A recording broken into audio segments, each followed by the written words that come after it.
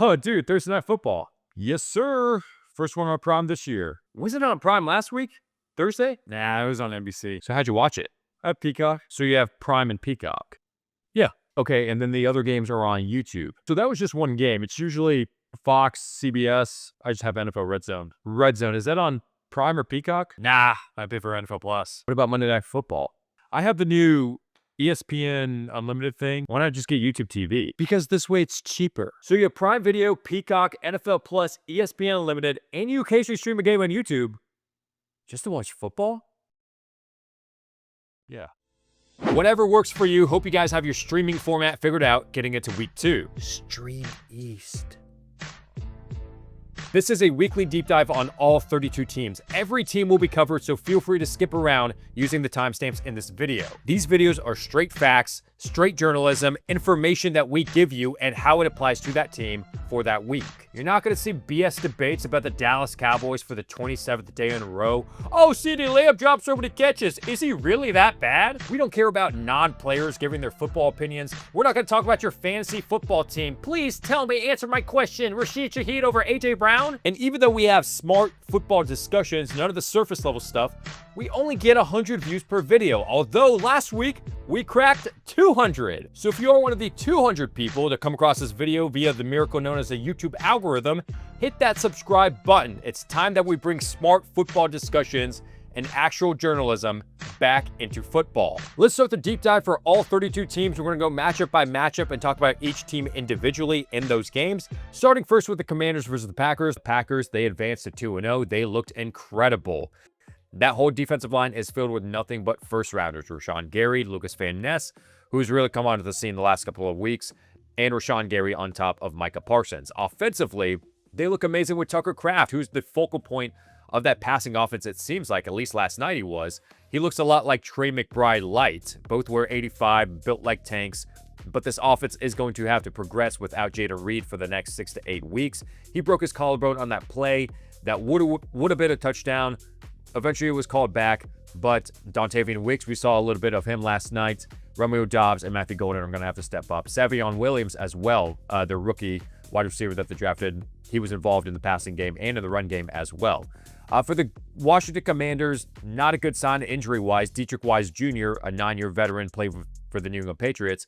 He was questionable going into the game with a knee injury. He suffered a quad injury in that game. We don't know the status of him yet. We'll find out as the week progresses. However, we do know the status of Austin Eckler. Unfortunately, their starting running back, he tore his Achilles and he is out for the remainder of the season. So that is a big blow for Austin Eckler and the Commanders. Ja'Cory Cross-Keymare, the 7th-round rookie, will be stepping up as the RB1. Jeremy McNichols will be the RB2 we expect. Chris Rodriguez has been a healthy scratch the last couple of weeks. However, we don't expect that to be the case anymore. He's going to be active on that main roster. Moving on to the next matchup, it is Giants versus Cowboys getting the Sunday slate of games. The New York Giants, as we mentioned, lost to the Washington Commanders. They start the season 0-1. But for the Dallas Cowboys, it was kind of a weird game for them against the Philadelphia Eagles, but they hung in there, and the run game looks a lot better than we expected. But for the Giants, and starting with the news for them, Micah McFadden, a very talented linebacker, suffered a foot injury in that game against the Commanders. He's going to be out some time. It's not season ending as of right now. He could be placed on injury reserve to miss at least 4 games, but this seems like with a broken foot, you can miss multiple months. So it seems like it should be more than just 4 weeks. But Chris Board is expected to fill in, who came from Baltimore as that interior linebacker. Andrew Thomas, their very talented left tackle. He had foot surgery. He was out last week. He's not expected to play this week against the Dallas Cowboys, so maybe more so week 3 against the Kansas City Chiefs. It's not a surprise to the Giants organization. However, they expected week 3 as that target date for Andrew Thomas. For the Dallas Cowboys and their news, Deron Bland, very talented cornerback, he's going to be missing about a couple of weeks with a foot injury that he suffered in practice on Monday. Stepping in for him is going to be C.J. Goodwin and Reddy Stewart. Jadeveon Clowney, speaking of the Cowboys defense, visited the Dallas Cowboys. No deal has been reached yet. However, Matt Eberflus and that Dallas Cowboys defense, they need a big addition on their team. After Micah Parsons got traded and Sam Williams, he started against the Philadelphia Eagles. Donovan Azaraku had his ups and downs as well, so they need some pass rushing help on that Cowboys defense. Perion Winfrey, speaking of some pass rushing help, He's been placed on injured reserve. However, he is dealing with a back injury, unfortunately. Moving on to the next game, the Seahawks versus the Pittsburgh Steelers. The Seattle Seahawks, they want to run the ball heavily. Clint Kubiak wants to do that. And Zach Charbonnet right now seems like he's going to be the lead back over Kenneth Walker. That's the way it seemed last week. Now, it could have just been game script. In the second half, at least, Kenneth Walker got a little bit more of the touches, but he only played on 41% of snaps. This could be a 1-2 punch regardless. Devin Witherspoon, talented cornerback on the Seahawks. He didn't practice on Wednesday. He's dealing with a knee injury. He plays in the slot, again, like Deron Bland. He's that nickel cornerback. So Darion Kendrick would step up if Devin Witherspoon were to miss this game. For the Pittsburgh Steelers and the news for them, big free agent signing. So a surprise release by the New England Patriots before the season started was Jabril Peppers at safety. The Steelers decided to sign him. Mike Tomlin did say that Deshaun Elliott, who's supposed to be their starting safety, dealing with an injury currently. The reason why he's being signed, Jabril Peppers, is because Elliott is dealing with that injury still. So Peppers could immediately step in to be that Pittsburgh Steelers starting safety.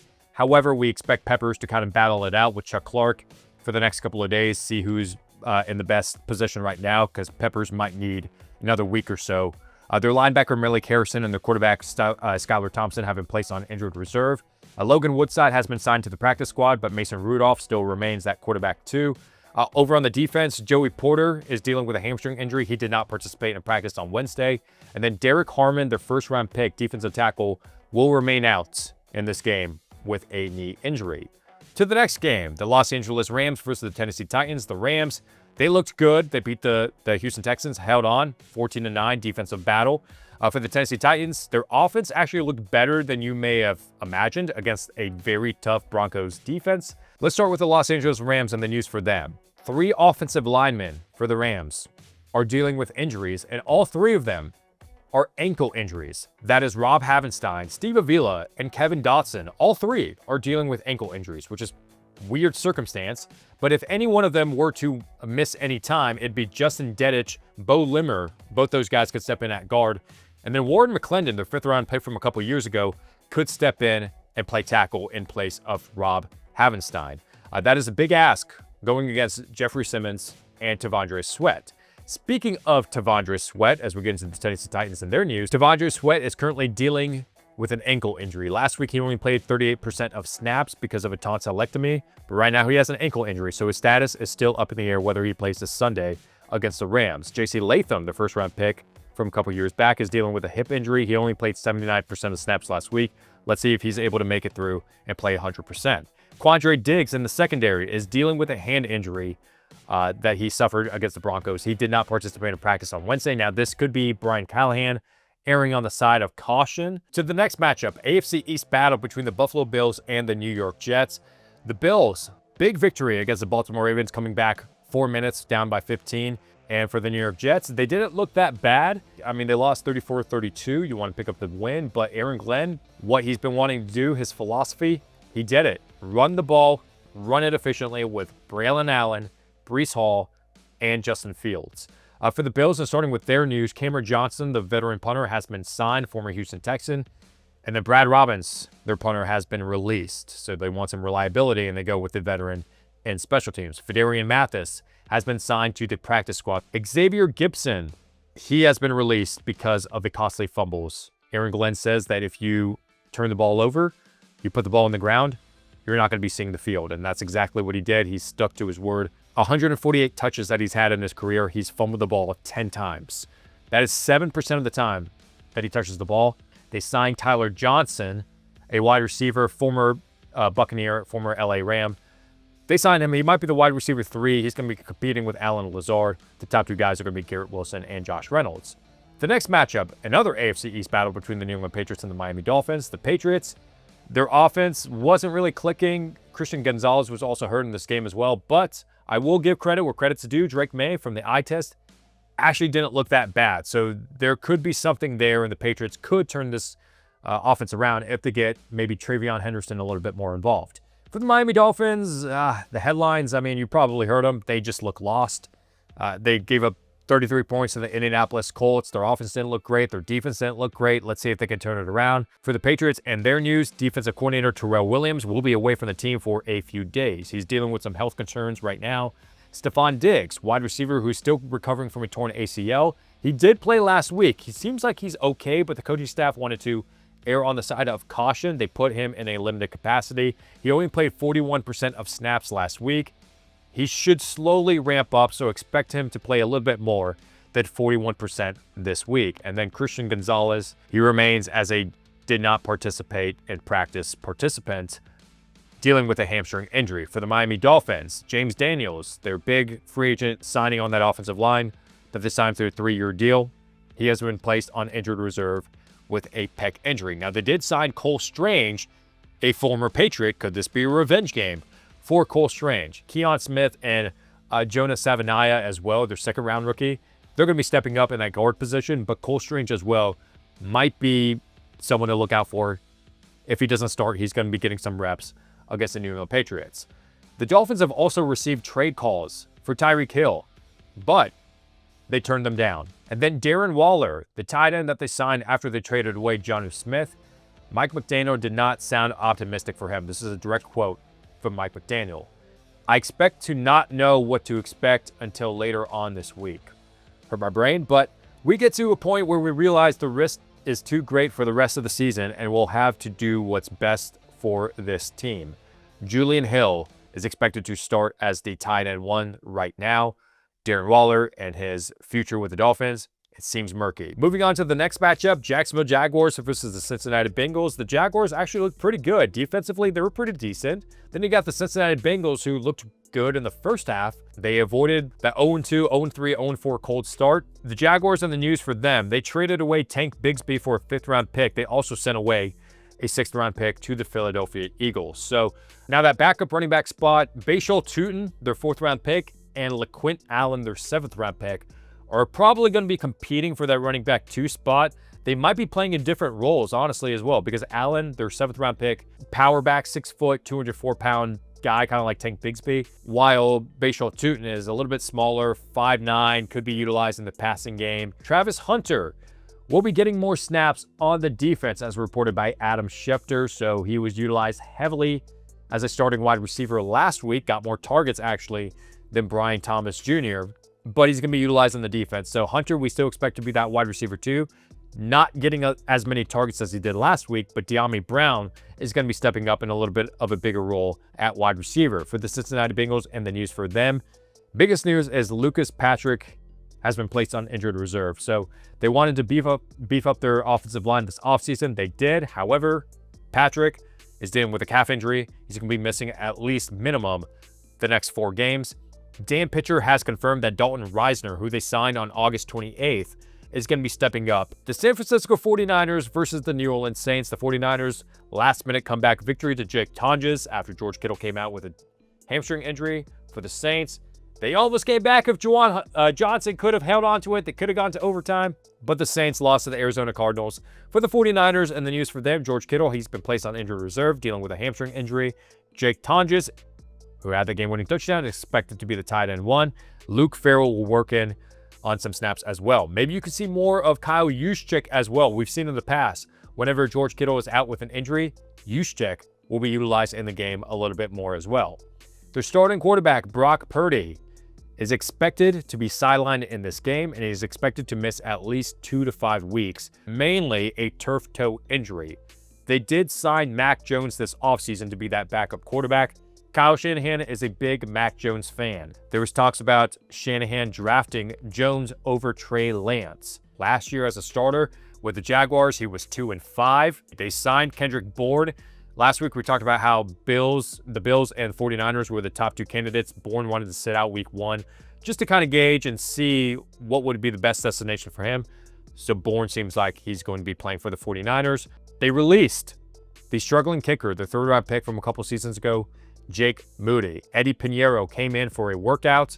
He looked great, and he was signed that day to be the kicker for the 49ers. For the New Orleans Saints, and the news for them, Jack Stoll, tight end, has been signed. They were thin at tight end because Foster Moreau, he's been placed on the PUP list, still on that list. And then Taysom Hill as well. I mean, I guess you can consider him a tight end technically. Hunter Deckers, quarterback, that they released earlier this offseason. He's been signed to the practice squad. And then Jake Haener as well has been released as the QB3. The Cleveland Browns versus the Baltimore Ravens. For the Browns, both of these teams actually lost by points. Browns lost because of their kicker, Andre Schmidt, which we'll talk about here in just a bit. For the Ravens, I guess you could blame it on Derrick Henry. He wants all the blame to be on him, but that fumble, I mean, you wouldn't be in that position anyways if it weren't for the great performance of Derrick Henry, so I wouldn't blame him necessarily. But let's start with the news for the Browns. Quinshon Judkins, their second rounder, the rookie, running back from Ohio State. He is meeting with a higher-ups, or he met with a higher-ups on Wednesday, did not participate in practice because of it. He's meeting with the NFL to see if there is a suspension looming and any sort of investigation. We're going to see the same thing as we did last week, where it's going to be Dylan Sampson that's going to be utilized in the passing phase of the offense a little bit more. On the ground, Jerome Ford. Maybe Sanders, who had a goal line touchdown last week. Maybe he's going to be utilized as that third and short, fourth and short goal line back. Andre Schmidt is going to remain the kicker for the Cleveland Browns. He missed an extra point last week, and he had a 36-yard field goal miss, but he's going to remain the kicker. They're going to give him one more chance. Kevin Stefanski is. The Baltimore Ravens, Isaiah Likely, their talented tight end, is still did not participate in practice. They're targeting a week 3 comeback for Isaiah Likely. Nnamdi Madubuike is dealing with an ankle injury. He did not participate in practice, but more than likely, he's going to be playing. He played to the end against the Buffalo Bills last week. Bears versus Lions. Chicago Bears, man, they had it in the bag, 17-6. For the Detroit Lions, it's going to be a learning curve, like we said, for the first 2-3 weeks of the season without Aaron Glenn and Ben Johnson as your coordinators. Tayo Monungai is expected to get a little bit more involved. So the rookie 7th round pick that Ben Johnson really loves. This is a direct quote from Ben Johnson. I need to call more runs. I need to call more so that we get him in the game a little bit more. That's what EB, talking about Eric Bieniemy, and I talked about. Make sure he has more carries moving forward. DeAndre Swift averaged 3.1 yards per carry last week. Excluding Caleb Williams and the rushing attempts that he had, they were 20 for 61. For the Detroit Lions, Terrion Arnold, very talented cornerback, is dealing with a groin injury. He suffered that in the first drive last week, but he was a full participant in practice. He should be good to go this weekend against the Bears. Jamarco Jones has been placed on IR. He's dealing with an ankle injury. Now, this doesn't affect his starting lineup for that offensive line. Dan Skipper could be activated off the practice squad. Other injury news for the Lions, Taylor Decker and Jack Campbell. They did not participate in practice, but it might be a veteran rest day. Doesn't seem like it's serious. Safety Daniel Thomas, he broke his hand last week, but he's expected to wear a cast and play this weekend. What a baller. The Denver Broncos versus the Indianapolis Colts. The Broncos offense did not look the best, but a win is a win. A surprise team in the NFL. Let's see if Danny Dimes and Indiana Jones could get it done. For the Denver Broncos, and the news for them, they signed Deuce Vaughn to the practice squad. He's not expected to be elevated anytime soon. Evan Ingram is dealing with a calf bruise, but he is leaning towards playing for the Denver Broncos. Adam Trotman is the direct backup in case Evan Ingram can't go.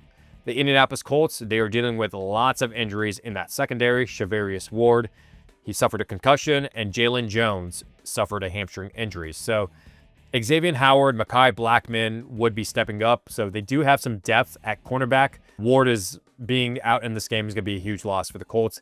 Amir Abdullah has been signed to the practice squad, but again, just like Deuce Vaughn, it's really not going to have that much of an effect. DJ Giddens is still expected to be that running back too.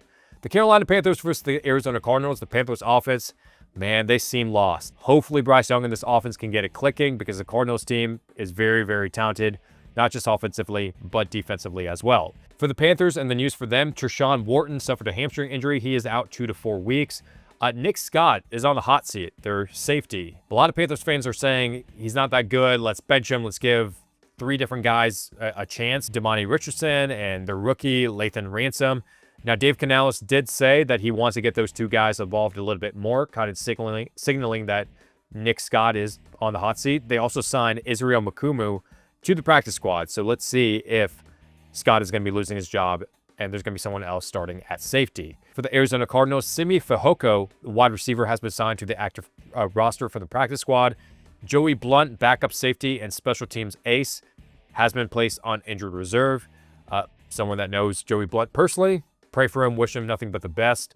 And then Cody Simon, linebacker, has suffered a concussion. He did not participate in practice. The Philadelphia Eagles versus the Kansas City Chiefs. This is a Super Bowl rematch. The Eagles, Their wide receivers didn't really get it done, but they got a victory for the Chiefs. They had no answer for the passing attack, so this could be a really good game for A.J. Brown or Devontae Smith, because Nick Sirianni, you best believe, he is known for this. Whenever a player does not do well in week 1 or the previous week, whenever, the following week, they are going to go off. We have seen this, ironically, with Devontae Smith before in the past. For the Eagles, the news for them, we talked about Tank Bigsby when we talked about the Jaguars.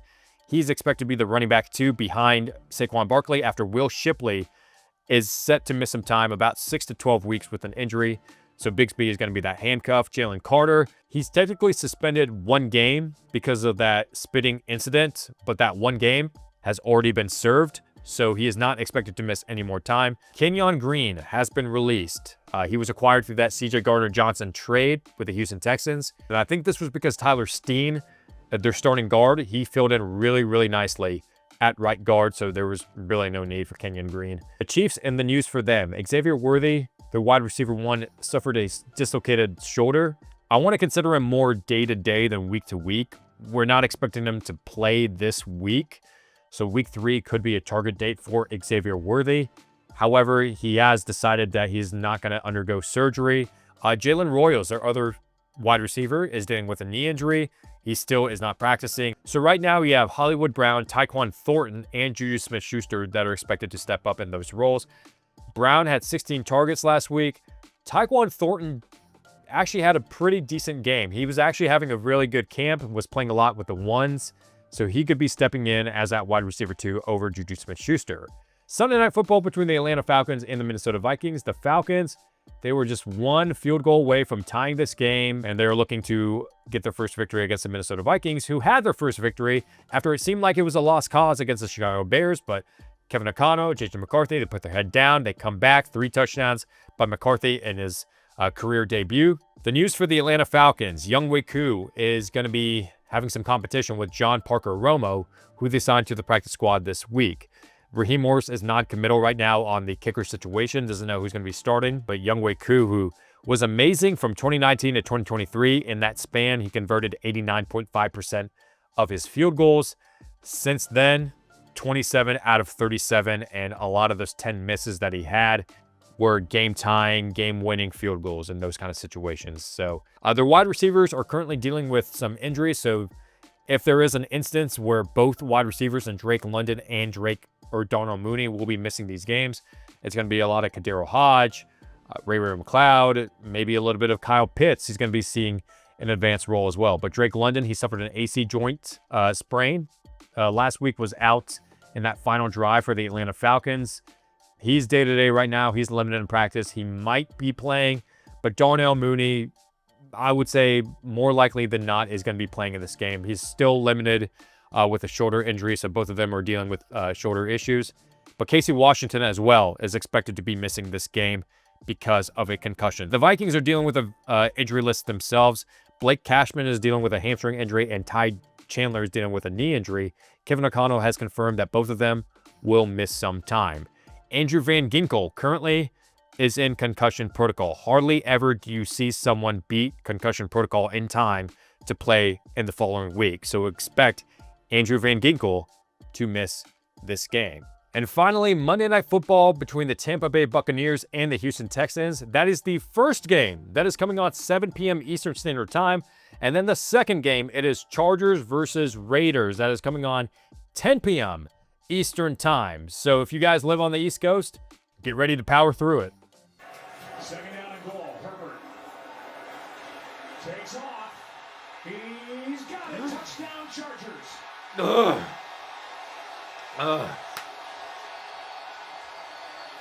In that first game between the Tampa Bay Buccaneers and the Houston Texans, Chris Godwin is returning to practice with the team this Thursday. So that is big news that Week 5 is still the target date for Godwin to appear in game action. However, this is the revamp process that they wanted to do, what Jason Light has been talking about, what Todd Bowles has been talking about. From weeks 2 to week 5, they are getting him in game shape. Then week 5, you can expect him to debut. And in week 5, he still might be a little bit limited in his snaps. But by week 6, he should be fully expected to go, no hesitations, back to his regular playing time. Zion McCollum, very talented cornerback, recently signed a huge contract extension for the Bucs, actually. He's dealing with an injury, but he is expected to play this weekend, or I should say Monday, against the Houston Texans. For the Houston Texans, the news for them, Christian Kirk. So you go from positive wide receiver news from Chris Godwin to, I would say, kind of positive news for Christian Kirk. He is currently dealing with a hamstring injury, was expected to be out at least 2 to 3 weeks or so. The positive news for that is that he is recovering well. There's no setbacks right now from what we've heard, but he is not expected to play in this matchup against the Bucs. The wide receivers that are going to be stepping up in his place, Jaden Higgins, talented rookie, Jalen Noel, talented rookie, who's more of a slot receiver, just like Christian Kirk. They are expected to have bigger roles, but is actually Xavier Hutchinson that is going to get the majority of the snaps. So last week, it was Hutchinson that got 68% of the snaps. Outside of Nico Collins, he was the second highest in snap count on offense. Jaden Higgins actually got 43%, and then Jalen Noel only got 27%. Now, he only had 2 targets, Hutchinson did last week, so he could be more utilized as a run-blocking receiver, and that's why you see him on the field a little bit more, just because of the bigger frame. But it's actually Hutchinson that's going to be that wide receiver 2, technically, for the Houston Texans. So Dalton Schultz and Cade Stover are the only 2 tight ends on that roster. Cade Stover suffered a broken foot last week, so they are thin at tight end. He's expected to miss some time. They are expected to elevate Harrison Bryant, who was traded recently to the Philadelphia Eagles, and he was let go. And then that last game, Chargers versus Raiders. The Chargers, Denzel Perryman, very talented linebacker. He is expected to miss some time with a high ankle sprain that he suffered against the Kansas City Chiefs. They signed Kanai Mwaga to the practice squad, and then in a corresponding move, they released Nyheim Hines. For the Raiders, the news for them, Brock Bowers, he suffered a knee injury last week. Pete Carroll, in his mind, he doesn't have tight end 1, tight end 2. He has 2 starting tight ends, and that is Michael Mayer and Brock Bowers. So if Bowers were to miss this game, Michael Mayer would get a significant role in this offense. And then Elandon Roberts, linebacker, he suffered a sprained ankle, and his status currently is unknown for this weekend. Boom. That's it. Straight facts, information, deep diving on every single team in the NFL, on the news that's going on and how it applies to them for that week. All killer, no filler. If you guys love videos like this, hit that subscribe button. It helps out a lot, and it's time to bring smart football discussions and actual journalism back in the football YouTube space. Your support means so much to me, so thank you guys so much for watching this video, and I'll see you next week.